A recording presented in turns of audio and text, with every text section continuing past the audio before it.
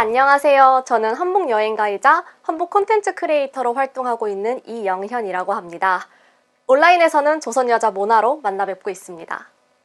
제가 콘텐츠 크리에이터로 본격적으로 활동하게 된 계기가 솔직히 아무도 한복 안 입잖아요. 근데 이렇게 한복을 다들 좀 더 예쁘게 생각해 주시고 많이 입게 만들려면 교육 쪽보다는 콘텐츠 쪽으로 더 설득력 있게 다가가야겠다고 생각해서 이렇게 활동하고 있습니다. 사실 한복을 좋아하게 된 특별한 계기는 따로 없습니다. 제가 아주 어렸을 때부터 한복을 좋아했는데요. 돌잔치 때 입었던 한복을 여동생에게 물려주던 날 엄청 울었다고 해요. 그래서 사실 특별한 이유는 없고 그냥 어쩌면 운명이 아니었을까? 저는 대학교 때 제가 원래 고향이 제주도인데 서울로 상경하고부터 한복을 정말 자주 입게 된 것 같아요. 아무래도 주변 사람들 눈치를 덜 보기도 하고 제가 한복을 접할 수 있는 기회가 서울에 와서 정말 많아져서 그때부터 정말 자주 입고 활동하고 있습니다. 제가 고등학생 때 페이스북에서 한복 입고 유럽 여행을 다녀온 대학생 언니 글을 본 적 있어요. 그때부터 저도 한복 입고 나도 세계 일주 꼭 해봐야겠다라는 꿈이 생긴 것 같습니다. 한복의 최고 장점은 예쁜 거죠. 정말 예뻐서 한복 여행 다니면서 사진 찍을 때 사진이 정말 환상적으로 나와요. 그리고 아무래도 이 한복이라는 옷 자체가 우리나라 문화를 대표하는 옷이다 보니 어딜 가나 나는 자랑스럽게 한국인이다 라고 말할 수 있는 것도 한복의 장점이 아닐까 싶습니다. 솔직히 한복이 편한 옷은 아니에요. 불편한 부분이 많은 옷이고요. 아무래도 뭐 길이도 길고 타이트한 부분도 있고 이런 어려움이 있지만 생각해보면 저희가 입는 모든 옷들이 다 편하기만 한 건 아니잖아요. 상황에 따라서 또 목적에 따라서 어떤 불편함을 감수하고 입는 옷들이기 때문에 한복도 저는 마찬가지라고 생각해서 그런 불편함들을 감수하면서 입고 다니고 있습니다. 한복 입고 배낭여행 가기랑 한복 안 입고 럭셔리 호화 여행 가기. 아유, 닭전입니다. 한복 입고 배낭여행 가기. 저는 우선 애초에 그렇게 편한 여행을 즐기는 타입은 아니에요. 상당히 모험적인 여행을 즐기는 타입이라 럭셔리 여행에 관심이 없기도 하지만 한복 입고 여행을 가지 않으면 뭔가 좀 빠진 느낌? 한복을 입지 않고 여행했을 때 항상 뭔가 어색했어요.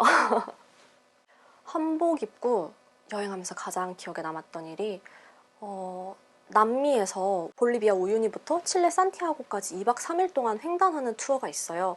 이때 제가 보통은 사진 촬영할 때만 한복을 입곤 했었는데 어떤 날은 그냥 한복을 입고 출발하자라고 시작하고 중간에 계속 갈아입을 생각이었거든요. 근데 그날 어쩌다 보니 하루 종일 끝까지 한복을 입고 횡단 투어를 하게 됐어요. 근데 별로 그렇게 불편하거나 어려움이 없더라고요. 그때 기억에 되게 강렬하게 남아있는 것 같아요. 요새는 팬데믹 때문에 해외로 나가서 활동은 거의 못하고 있는 상황이고요. 또 개인적으로 제가 우리나라 여행지들을 홍보하는 일에 정말 관심이 많다 보니 올해 같은 경우에는 전통 한복이나 생활 한복을 입고 전국 일주를 하면서 우리나라를 홍보하는 그런 컨텐츠 작업을 많이 하고 있습니다. 전통 한복 입고 사진 잘 나오게 하는 꿀팁. 조선시대 후반에 상박하후라는 패션이 유행한 것들 많이 알고 계시죠? 솔직히 저는 한복의 가장 백미는 그런 상박하후 핏이라고 생각을 해서 지금처럼 이렇게 타이트한 저고리를 입고 치마가 풍성한 걸 많이 강조하는 편이에요. 그래서 특히 포즈 같은 경우에도 이렇게 한복을 펼치고 앉아서 몸을 옆으로 돌려서 좀 상체는 좁아 보이게 하고 찍으면 상당히 예쁘게 나옵니다. 저는 여행 가기 전에 SNS에서 미리 제가 여행 갈 장소 사진들을 전부 다 검색을 해요. 전부 검색해서 이곳 배경들의 색감은 어떤지, 그리고 뭐 배경이 복잡한지 혹은 단순한지 이런 걸 먼저 살펴보고요. 거기서 한복이 가장 돋보이거나 조화로울 수 있는 걸 선택합니다. 뭐 예를 들어서 뭐 그냥 평범한 꽃밭이다 이러면 한복색은 좀 튈 수 있는 색을 입고요. 또 광주 같은 경우 근대역사 문화거리를 다녀왔는데 거기는 서양 선교사 사택이 많기 때문에 개화기 풍의 한복을 입었습니다. 솔직히 한복을 정말 처음 입으신다면 전통 한복부터 권해드리고 싶지는 않아요. 편하게 생활 한복부터 차근차근 시도해보시면 좋을 것 같고요. 나는 그래도 인생샷 남겨야겠다, 전통 한복 꼭 입어야겠다 하시는 분들은 처음에는 좀 색깔 선택이 어려우실 수도 있겠지만 화사하고 채도가 높은 색깔 선택해 주시면 훨씬 더 사진도 잘 나오고 그런 인상으로 앞으로 더 많은 한복을 입게 되지 않을까 싶습니다. 제가 한복 콘텐츠 크리에이터로서 앞으로 생각하고 있는 방향은 크게 두 가지 정도가 있어요.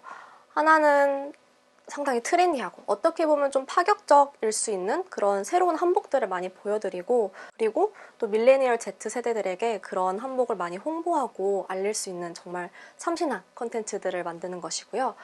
하나는 한복 정보성 콘텐츠들을 정말 많이 제작을 하는 건데, 솔직히 한복 시장에서 한복 정보가 상당히 불균형한 상태예요.